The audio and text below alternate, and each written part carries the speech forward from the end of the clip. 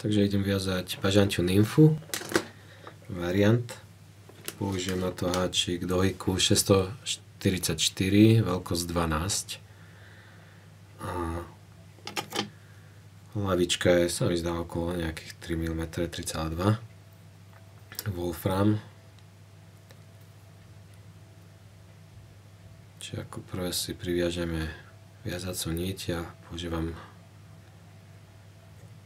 Nanosilk od Semperfli.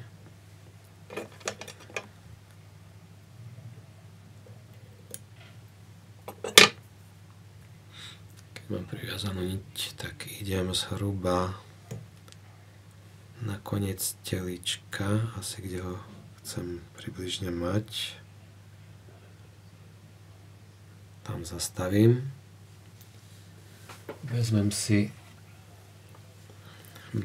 bažančí chvost. Otrhnem si nejaké 3-4 lúče, z ktorých vytvorím aj štety, aj teličko mušky. Štety si priložím ku háčiku a zhruba na veľkosť háčiku alebo to telička si to prichytím a urobím 1-2 oviny. Pierko si môžem narovnať, aby mi štety išli pekne súmerne s teličkom. Keď to mám priviazané, tak si priviažem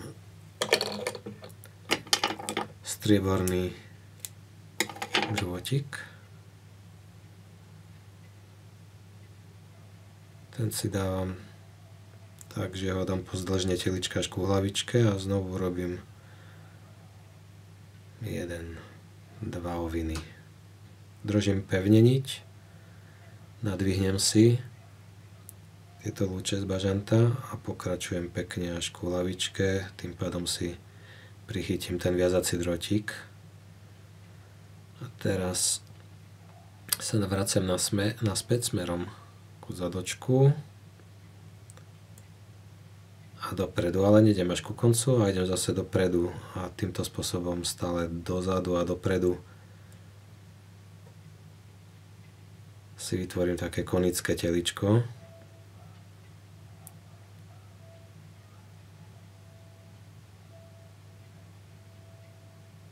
Čiže stále idem menšiu vzdialenosť. Vraciam sa. Nemusím až úplne tu na hlavičke, ale stačí to, lebo tu na hlavičke ešte budem dávať ďalší materiál, tak aby som tam mal na to priestor. A keď sa mi to zdá, že už je to také pekné, sumerné, vtedy prestanem. Zavezím si bobinu a začínam kružkovanie.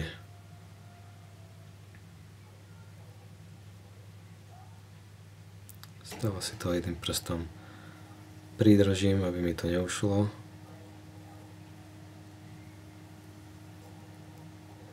A s druhými prstami si tie lúče pekne narovnávam, nech sú vedľa seba, nech nejdú cez seba, aby to pekne vyzeralo. Keď príjem už ku hlavičke, si to tu nadržím s prstom, vezmem si s druhou rukou bobinu, dotočím si bobinu, aby som bol vyššie, keďže niť bola natiahnutá. 2-3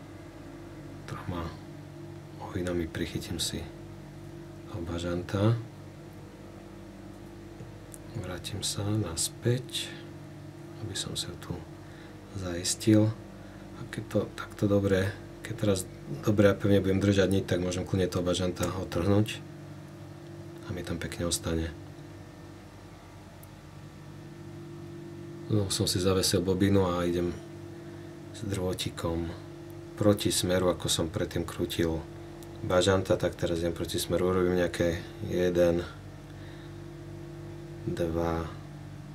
oviny vzadu, kde som si uchycoval niťou materiál, aby som prekryl tú niť a robím pekné sumerné oviny smerom dopredu, mierne ako keby do šikma.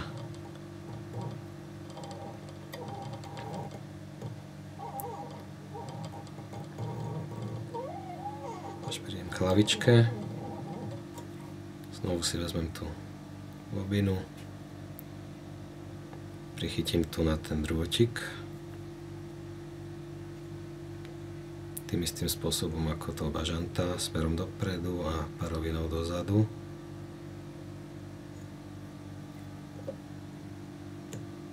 Odtrhnem si drôtik, prichystané celé teličko a ideme urobiť hlavohruď.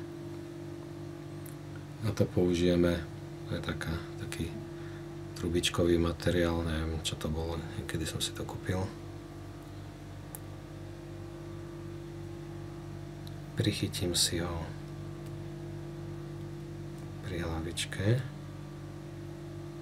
napevno. V tomto je výhoda tejto nite, tohto nanosilku, že môžem fakt napevno to tam pridržať a niť mi nepukne. Priviažem ho zhruba do 1/3, aj nie, smerom dozadu, aby mi vznikol priestor, kde budem robiť nožičky. Keď to už tu mám, takže rozdvojíme si niť.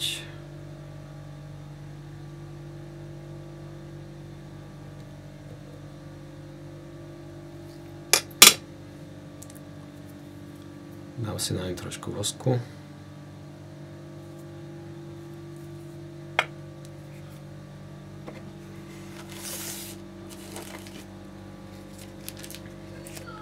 Vložím si tam dubbing.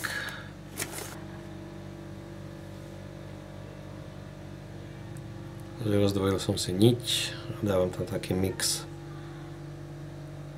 zajačej masky čiernej, plus je tam nejaký flash.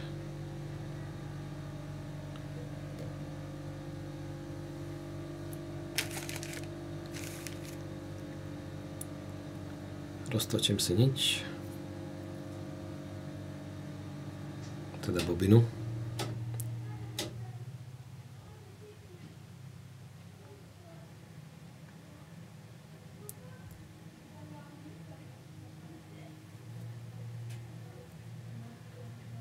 Tým pádom sa mi pekne dubbing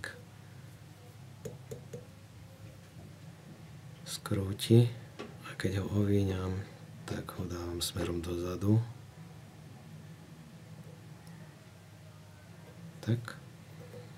Teraz mi vznikli pekne nožičky.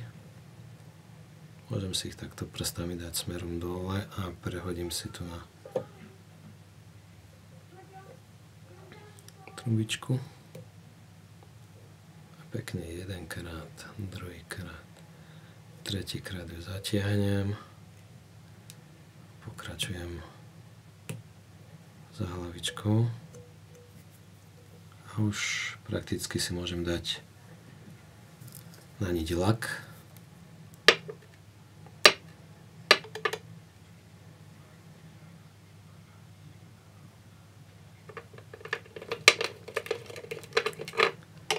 A s finisherom to za hlavičkou ukončím.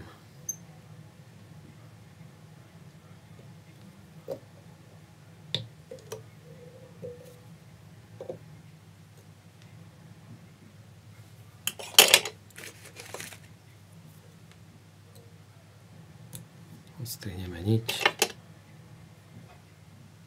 Odstrihnem to na tú trubičku, ale tak v takej nejaké 2 mm. Nechám trčať a trošku ju rozoberám, že by tam sa pekne odrážala tá zelená farba.